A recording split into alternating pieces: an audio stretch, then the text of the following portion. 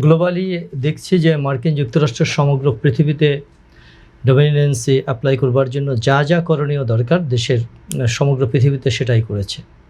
ভেনেজুয়েলায় মাদুরোকে তুলে নেওয়ার মধ্য দিয়ে যে নোংরামি অসভ্যতা একটা রাষ্ট্র আর একটা রাষ্ট্রের সাথে করতে পারে মার্কিন যুক্তরাষ্ট্র, সেটা কিন্তু দেখিয়ে দিয়েছে এবং পৃথিবীর সমস্ত রাষ্ট্র কাঠামোর নীতি নৈতিকতা ভেঙে দিয়েছে।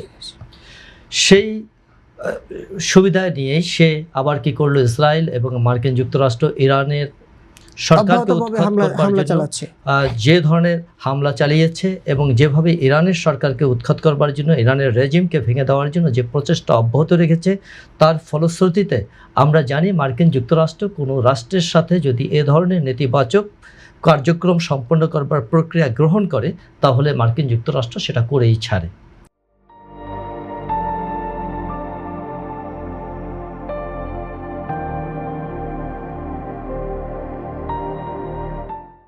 100 বছরের মধ্যে প্রায় 70-80 বছর বা আবার দ্বিতীয় বিশ্বযুদ্ধের পরে আমরা দেখেছি মার্কিন যুক্তরাষ্ট্র যেটা করতে চাচ্ছে সমগ্র পৃথিবীতে সেটাই সে বাস্তবায়ন করে।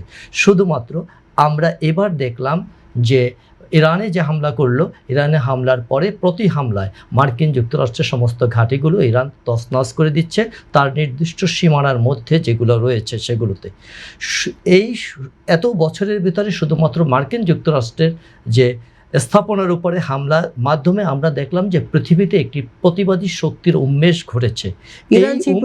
যাত্রাটুকু শুরু করেছে এবং আস্তে আস্তে এই যাত্রার সাথে সংযুক্ত হয়েছে প্রত্যক্ষভাবে উত্তর কোরিয়া এবং সেই সাথে এখন চীন তাদের সংহতি প্রকাশ করেছে এবং রাশিয়া তাদের বিভিন্ন ধরনের নিরাপত্তা এবং গোয়েন্দা লজিস্টিক সাপোর্ট দিয়ে এটাকে ঐক্যবদ্ধ করবার জন্য একটা প্রক্রিয়া হাতে নিয়েছে।